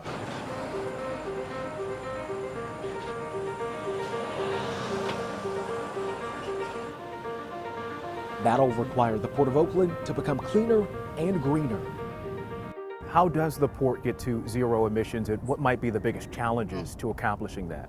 We started in 2008 with our Maritime Air Quality Policy Statement. Our board set a very ambitious target to reduce diesel particulate matter emissions by 85% from port sources. The biggest challenge is technology. A lot of the technology is still under development, and we want to make sure that the technology is ready for use when we put it on a terminal. Some of the zero emissions technology is ready, and it's being tested incrementally before a complete overhaul. Like these massive yard cranes towering 90 feet into the sky, used to move heavy cargo containers. All 13 cranes at this terminal have been converted to hybrid electric engines. The old engines guzzled 13 gallons of diesel fuel an hour, cut to 3/4 of a gallon an hour with the new hybrid engines, according to the port. 10 fully electric work trucks to move containers are also being tried out to see if they're up to the test. Promising changes, that'll take time. When you hear about the health consequences that are very real for the people in West Oakland, decreased life expectancy, higher instances of children going to the ER with severe asthma cases, how do you reconcile that? For someone who is suffering, it can never happen fast enough, and we take that very, very seriously. As for changes that could happen immediately, Ms. Margaret is in favor of lifting the 580 truck ban, which would require a reversal of state law passed in 2000. Yes, it should be lifted. so we can take some of this congestion off this end of the community. I don't want nobody else's grandmother have to sit up all night with a kid coughing and crying all night long. I would love to see that change. You know, can we at least decrease the volume of trucks that come through here? Vice Mayor of Oakland, Rebecca Kaplan, elected to represent the entire city, thinks that ban should be revisited. Would you be in favor of lifting that 580 truck ban? So one of the ways to fix that is to shift to zero emission trucks, but the underlying inequity of where they're placed in the first place absolutely needs to be part of the conversation. It's about 580 versus 880, but it's also about, you know, where we place environmental burdens and whether we're going to move away from a model where more disadvantaged communities are forced to accept greater environmental risks in our country. No one solution will bring us closer to a zero emissions future where the air in all of our communities is safe to breathe. But each one of us can help create that future block by block. Join an organization and get your organization to understand. You don't have to, be the expert in air quality and air monitoring and chemical safety, et cetera. But if you breathe air and drink water and eat food and you're concerned about those three things, you're an environmentalist. You just may not know it. So I'd say wake up and let's get busy.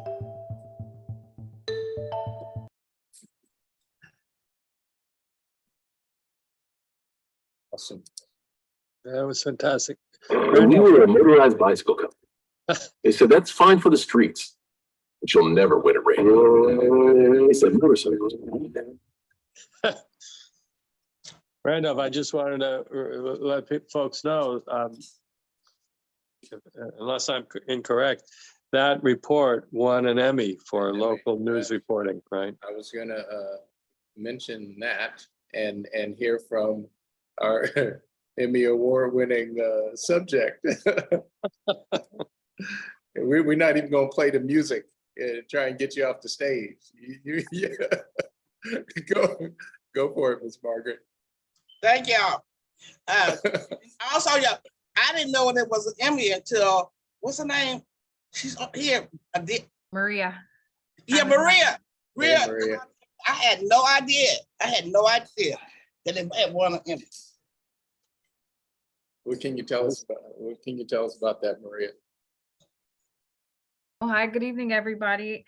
Well, I was on Twitter and that's when I saw the news, and I was following the Emmys because there was a few reports that I was interested in, journalists that had reached out during my COVID response work. And that's how I saw, when I saw the environmental category, and I played the video, and right away I started tweeting and I think tagging West Oakland Environmental Indicator Project. And to my surprise, that Miss Margaret didn't know, and the entire community. So I'm just really thrilled that there's journalists who really care about this topic and did this fantastic piece. And it memorializes with visuals, with audio, with stories, great sound bites, and something that we can continue to share to educate people who don't know about this issue. And so congratulations to everybody who was involved in helping make it, and to Ms. Margaret. Awesome. Thank you, Maria, because I would not have known. I had no idea. It's four things that have happened to me that I can say doing this work for as long as I have. Oprah put me in her magazine. I went to the White House and got an award about the work with West Oakland Environmental Indicators. Did this Emmy, and I'm still here doing it. That's an important thing. I'm still here. As some of my folks, I'm a ride or die. I heard that. You still need an Oscar and a Tony, Miss Margaret. So. Yeah, great. And do you get to? Is there a big event? Was there an event? Do you get to walk the red carpet, paparazzi, the whole bit? What? No, they didn't invite me to all that. Oh my goodness. We have to respect the reporters. reporters are beginning to understand what environmental justice means, and they're starting to understand what systemic racism is about. They're really, even in the mainstream press, which we sometimes denigrate for their shallowness, they're starting to get it, and certain reporters are starting to get it, and we got to give them their credit as well, right? And I guess we gotta fix some numbers. I don't know, David, we gotta get some accurate stats. Oh yeah, well the press is not, they're not scientists, but they do their best, right? Yeah. And if I may add, in the acceptance speech, I believe the producer did mention Miss Margaret, so that was very touching. And I know I shared that link before via email that does mention that. So while we're still kind of in COVID and there was no red carpet moment, hopefully, yeah, and maybe Miss Margaret can reach out to the reporter and we get a photo. Okay, no problem. That'd be fantastic. That would be great. Awesome. Great. Yeah, so again, getting some great ink. Laura, hey. Hey, Hi. Laura. How you doing? Hi, everyone. Good. What's up? The silent partner here, speaking up when she's got to. David Hooley knows that it's not the media channel that has you thinking that they got it wrong. It's what our inventory reflects and gets submitted to official states reporting methods. So we'd be remiss to really call out that he's calling Richard Sinkoff a liar. Yeah, I am. He knows that number's wrong. The Thank port you did for nothing to confirming that. achieve that 85%, that 85%, and it isn't 85% in actual practice. So we've said this to him over and over again, and I'll say it to him whenever I see him, if I want to waste my time with him, because he won't change it. We know that there was a big reduction. It was due to CARB rules, which got to something like 70% reduction.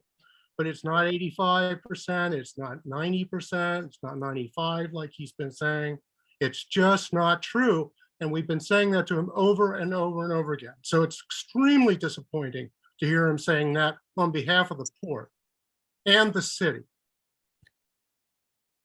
So you're talking about the difference between modeling and capturing, standing underneath a couple of the bridges and capturing data, which we should actually not miseducate the folks here about what that is. It's not that this is a total defense, but there are two different things going on, and to empower people, David, you should explain what that is. It's something that Ms. Margaret Gordon does time in, time out.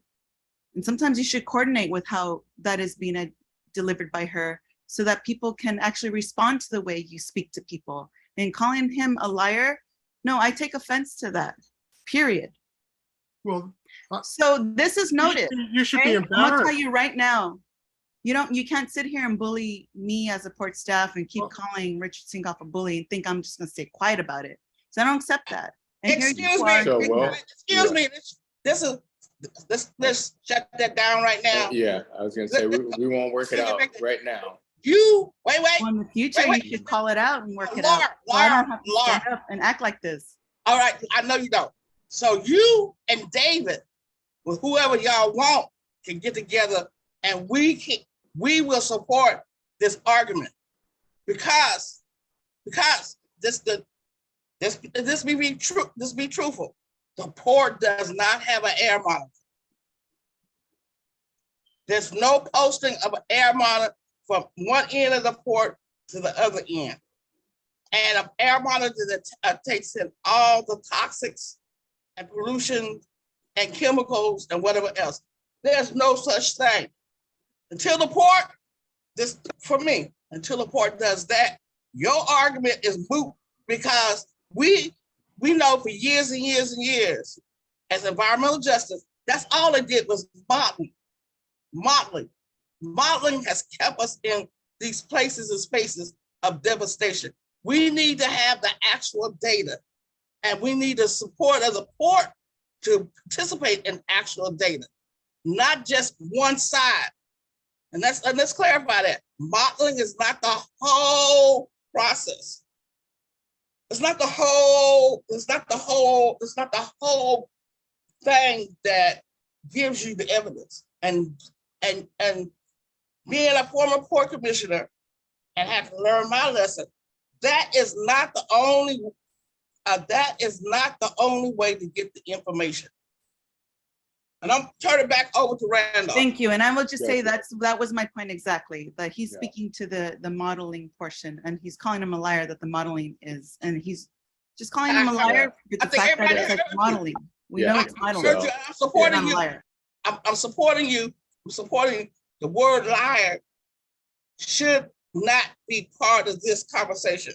Yeah, The so, word liar, yeah, David, the word liar put you on, yeah. put you in the Thank hot you. space. Thank you. I do Okay. think it is Yes, it important to get, Hot space spot. But I'm going to support you that you want to say that the data is not an actual, because it didn't use a sensor or a monitor. gotcha. I got my argument down. I But think I'm we're on saying- the same page with regards Yes. to that. We're not gonna break up this meeting. We're not You're gonna right. break up this meeting. We're too good. young. Uh-huh. I'm And you caught me right it down and take it before I back caught it, yeah. Randolph. Let's Okay. shut it down and take it back All to right, Randolph. we're gonna get accurate data, but we're like literally right on time. And we just have one more item, which is just an announcement. And that's Mhm. about the Freight and Environment Ports of Entry Conference that's coming up on the 29th and 30th here in Oakland. And Randolph, there's something I wanna say relative to this conversation. the one before, The one before, yeah. okey-doke. This is a real conversation. Certainly, it certainly And is. this collaborative, this steering committee has rarely had a real conversation. People say truth and they say what's on their mind. But these are the challenges of this work. Collaboration is a combination of debate and problem solving. It is a matter of saying, we're there, we're not there, how are we going to get there? Agreed, Brian. But we have to be careful about calling each other out. That's a delicate thing. Sometimes community members can jump up and call out everybody because that's their community and they have a kind of a right to call out everybody. But we can either be offensive or defensive. The process we're engaged in is one of collaborative problem solving. If the problem isn't solved, if we're not using the right data, if we're not seeing it correctly, then we have to address that problem. It has nothing to do with personalities. It has nothing to do with defending our institutions. It has nothing to do with any of that. All of that stuff gets in the way of solving a problem for this community. And so I want to make sure that we're all passionate, but we have to stay focused on the challenge. And the challenge is to alleviate these oppressive impacts on our community, on the people of this community, and eventually the people of all communities. So I don't want this to be some personality conflict or some issue of someone needs to defend their institution. That's not what we're here for. And Brian, can I add to this? As EIP, West Oakland Environment, I want to embrace the conflict to get to some resolution, problem solving, to the collaboration. Yes, y'all brought up two valuable arguments. But what is the actions between the two? There's missing pieces. There's some missing pieces in this puzzle, and part of the missing pieces is by us working, collaborating, dealing with the conflict, and want to coalesce to continue to make it better. That's why we all here, is to make it better. That's me. It's all a I'm here process. about best. I don't, look, I'm 75. I don't need no enemies. We ain't making enemies here. Okay. I never worked, I didn't aspire to do what I have done here for individuals to come in. Now, I may not like you, but it's not my role to embarrass you either. What you mean? You know, like Or each other. Don't be embarrassing each other. what are you talking about, Miss Mark? But don't be embarrassing. Y'all don't need to play in the dozens with each other. And that's what exactly what y'all did. Yeah. Check yourself. It's a process, and we got through it. It's a process. We got through it. There's some information, there's some clarity, and I think everybody made their position known, and I think everybody is clear. So if with that, Okay, wait a minute, Randolph. I am inviting David and Laura. Y'all come have breakfast with me.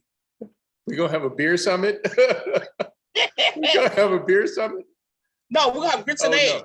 Yes. Okay. Yes. Grits summit. A grits summit. Wait, Yes. and Randolph can be our referee. No, just Yeah. Hey, I'm just coming to eat. Yeah, that's it. Right. no. Respectfully, I I just accept. all right. No, and it'll be breaking the bread. Absolutely. Thank you. I like it. With you, my girlfriend, Cortez. Let's do it. Awesome. All right. Many. Grit summit it is. Can somebody Yes, make we gonna have put a that grit in the summit. notes?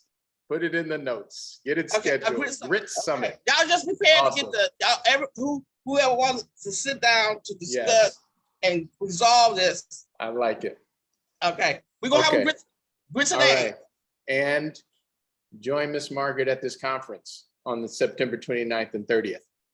Do you want to say just a few words about that, Miss Margaret?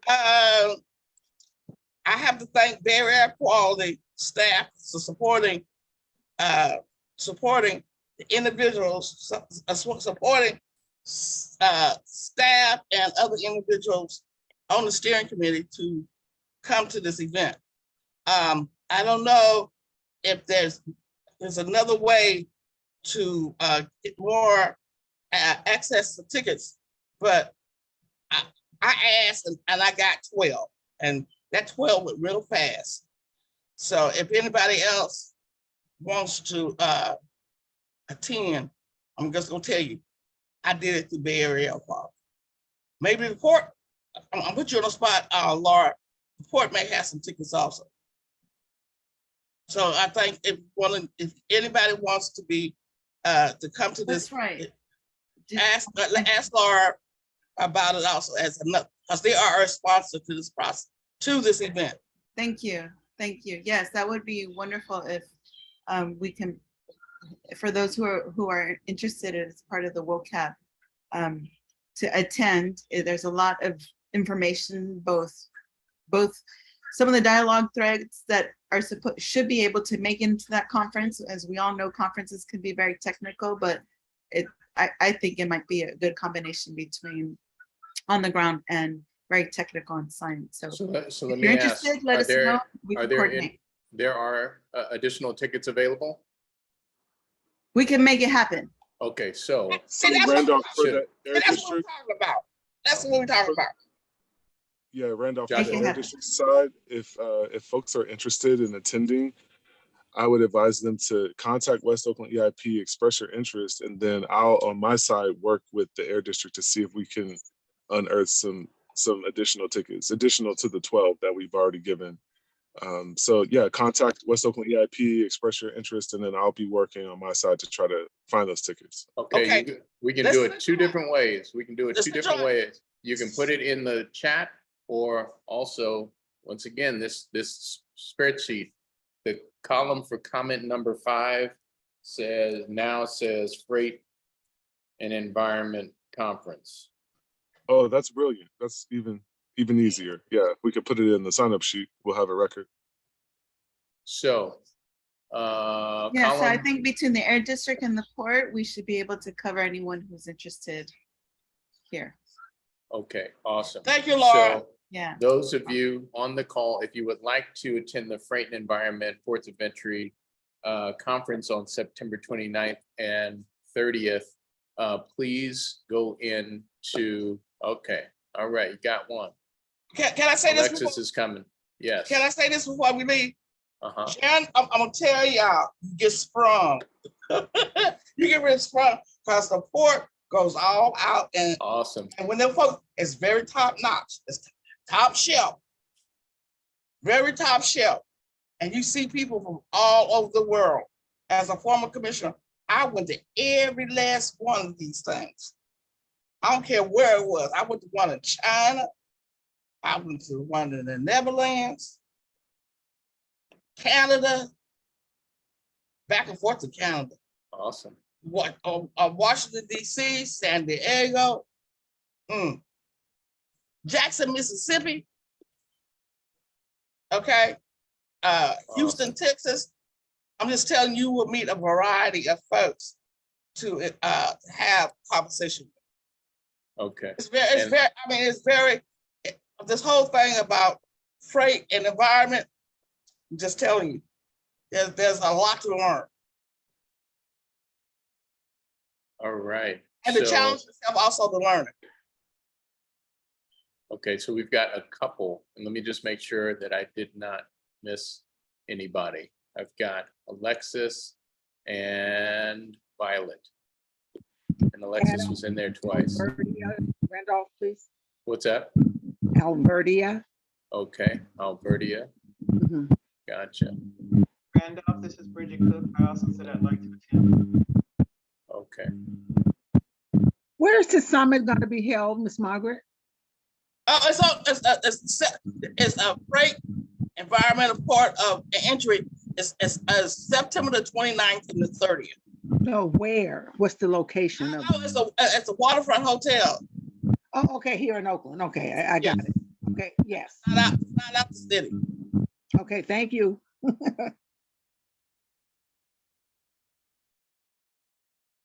Okay, so I got Bridget and Albertia, correct? Yes, thank you, Randolph. I appreciate it. And it really would be good for those who live in West Oakland or the surrounding areas where the port to see how policy, business, technology, engineering, science, who's in business to do the what around this business. Yeah, it'd be great to see some steering committee members as well. So we've got a few. And if there's anybody else at some point interested, please contact West Oakland Environmental Indicators Project and between the port and the air district. Try and make it happen for you. Great, we made it. Everybody's still friends. All right. And pop your collar out the door.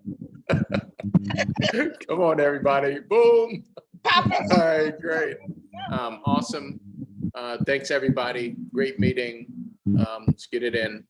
And we will stay cool and we will talk to you all soon. Randolph, call me. Okay. About 444 number. Okay, gotcha. Thank you, everybody. All right. Thanks all. Good night. All right. Bye. All right. Bye, everybody. Bye, Miss Margaret. Bye, everyone.